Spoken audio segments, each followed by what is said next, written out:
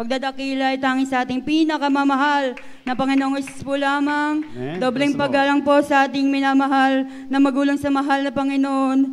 Lagi po nating inaalala ang mga aral at turo na ating minamahal at ginagalang Evangelist Pastor Wildy Estrada Almeida at sa ating minamahal na ginagalang na si San Pastor Lina C. Almeida, sampu ng kanyang beloved children, pagbati po sa beloved Almeida family, sa buong beloved preacher, workers, beloved kapatiran at bisita. Hallelujah. Maraming salamat, mahal Panginoon, at muli mo akong pinatayo sa banal mong harapan upang ikay dakilan at purihin. Hallelujah. Thank you, Lord Jesus. Hallelujah, mga minamahal.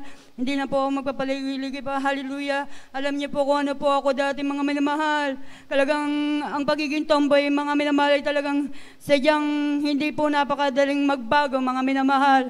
Tulad rin po na isang bakla. Hallelujah.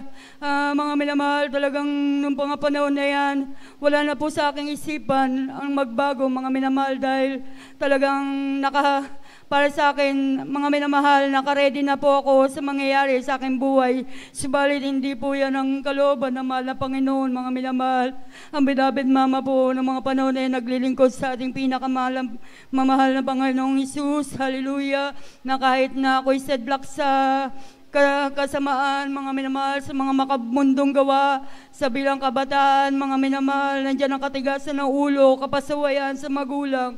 Hallelujah. Naging salot na rin na lipunan dahil mga minamahal, talagang pasaway po ako dahil nung mga panahon na sa Pasig po kami nakatira, talagang napapatawag din po ako ng barangay, mga minamahal, talaga sobrang tigas ang ulo, mga minamahal. Subalit hindi po dyan natatapos sa aking buhay, mga minamahal. Talagang pinili rin ako ng ating pinakamamahal na Panginoong Hesus hanggang sa ako'y tinawag sa kanyang banal na gawain sa pamamagitan ng tatlong karamdaman, mga minamahal.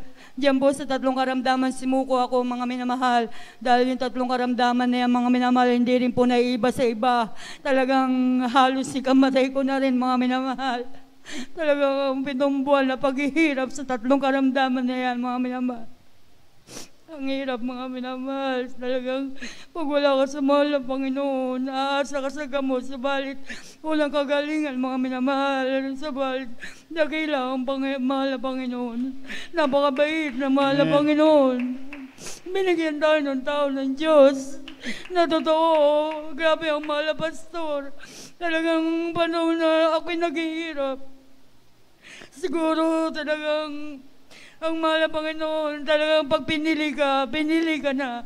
Wala ka nang magagawa. Hallelujah. Yes, Lord. Grabe, mahal na minamahal. Nung gabi ng Sabado, tanda ako, mga minamahal, kinabukasan linggo, ang beloved pastor talaga nagpakita sa akin panaginip. Hindi ko malang siya iniisip, subalit yan na pa pala ang kapamaraanan ng mahal na Panginoon upang ako'y tumalima. Hallelujah. Kinabukasan, mga minamahal, talagang sinunod ko ang utos ng beloved pastor na, anak, tanggapin mo siya, mapabautismo ka, ikay babaguhin at pagagalingin sa iyong tatlong karamdaman. Subalit, ayun na nga po, mga minamahal, hindi na po ako nagdalawang isip. At yan po ang nangyari sa aking buhay. Kahit na gradual lang po, mga minamahal, ang pagpapagaling ng mahal na Panginoon, ako'y nagagalak sapagkat unti-unti niyang pinagaling ang aking karamdaman. Hanggang sa ngayong mga oras na ito, mga minamahal, taglay kong kalakasan. Hallelujah. Thank you, Lord Jesus. Nagpapasalamat din po ako dahil isa na rin po akong ginagamit sa kanyang banal na ubusan bilang adult square, beloved adult square. Hallelujah. Nawa sa darating na aking kaarawan, bigyan niya rin po ako ng aking kalakasan sa linggong darating. Hallelujah. Thank you, Lord Jesus. Hallelujah. Maraming salamat, mga mahal na Panginoon, sa mga biyaya sa buhay, sa pag-iingat, paggabay, mga mahal na Panginoon. Nandiyan po ko paragi, sa paglilinis. Hallelujah. Sa pagpapaalala. Hallelujah. Thank you, Lord Jesus.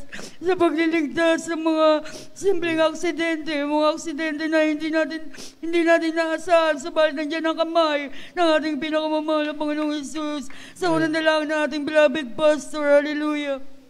Hindi ko na po papakabaan, mga minamahal, dahil mag-aalay pa po ang papuring awitin para sa mahal na Panginoon.